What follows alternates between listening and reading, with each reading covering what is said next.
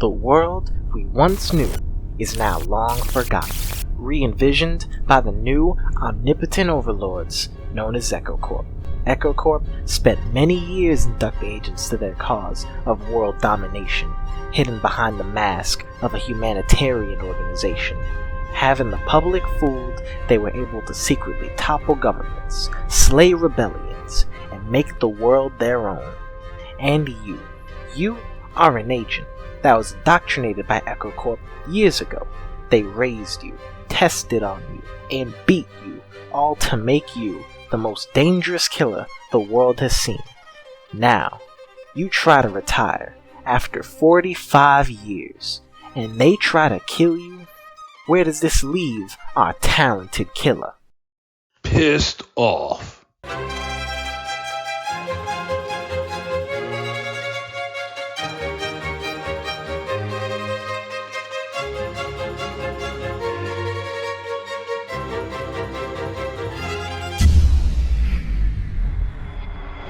The Box Assassin is a game that centers around John, a former agent fighting against the world-dominating corporation known as EchoCorp. John's parents were high-ranking officials of EchoCorp. Though they were his parents, they treated him more like an asset. From a young age, they had trained and tested on him, granting him amazing combat skills and a mutation that allows him to fit his body into any container at will, no matter how small. As a result of Echo's rigorous testing, he learned to show no emotion and only focus on the job. With his skills, he was able to complete every job he received from Echo, all while asking no questions and showing no remorse. This earned him the title, the Box Assassin. For years, John has done EchoCorp's bidding, granting them more and more power, but he finally had enough after 45 years of service. He was tired of benefiting the company that beat and tortured him, so he decided to retire after completing one last job.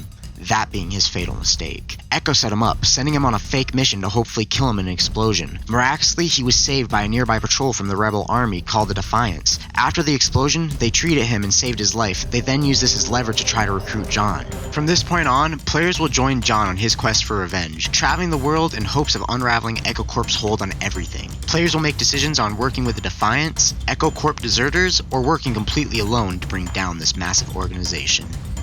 With a story that is sure to draw on the player, we had to make sure the genre fit our image of the game. The game is going to be a stealth action espionage title. Sneaking around and stealing EchoCorp secrets falls right into the stealth and espionage genres. As for the action, we felt it was necessary to ensure stealth wasn't a requirement. This was done because we don't want to isolate anyone who doesn't enjoy stealth gameplay, and thus increasing our target audience.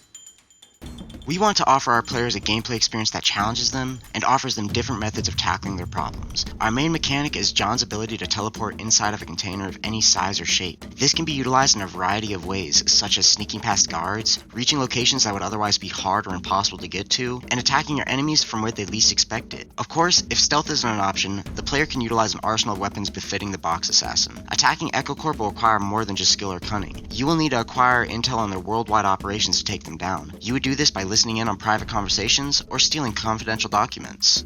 Unfortunately, EchoCorp won't just let the player tear down their empire. As a result of the player's actions, they will deploy countermeasures to hinder the player's progress. If the player tends to attack their enemies head-on, EchoCorp will authorize using deadly weapons such as tanks and missile strikes. On the other hand, if the player has a tendency to do things quietly, EchoCorp might increase the frequency of guard patrols, install more security measures, and enemies might even start to become increasingly suspicious of their surroundings. It's not all downhill though.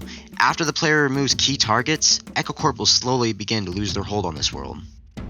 Our game was designed with 4 things in mind: narrative, fantasy, discovery, and challenge. These aesthetics are meant to attract potential customers to our game. We strove to make a narrative that felt compelling and full of suspense. This story follows the result of a corrupt megacorporation taking over the world, and this is meant to showcase a potential future we could face as society. Doing so would install a sort of fear and hatred for our antagonist in the world they created, pushing players to join our protagonist in his quest for vengeance. Players will have to experience the story through the eyes of the man who helped create this broken world, seeing him deal with the darkest truths from the results of his work. This will allow them to watch John grow throughout the story, with him caring less about revenge and more about atoning for the wrongs he has done. This narrative allows players to enter the fantasy of a former spy acting as a one-man army to claim revenge on his previous employers. Games such as Hitman and Splinter Cell demonstrate the success this type of fantasy brings, and shows player interest in stories revolving around world-renowned spies fighting impossible odds. When the player isn't experiencing the fantasy of a spy's life, they will be discovering a widely diverse world, ranging from wide open deserts, decimated countrysides, and suffocating city blocks. Each of our game's locations would show the struggle of the common man in a world that has long given up on them. With this method of storytelling, we hope to encourage the player to explore every inch of our world, to find new intel, and learn more about this broken world.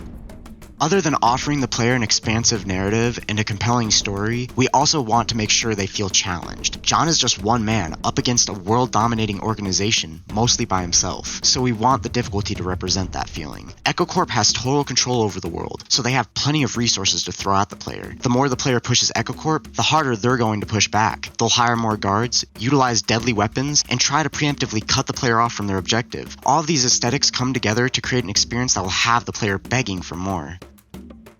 This game will be available on PC through Steam and Epic Games Store. It will also be released on the PlayStation 5, as well as the Xbox Series X and S. Unfortunately, we do not believe the previous generation of consoles, which includes the PlayStation 4 and Xbox One, can handle our vision for the game.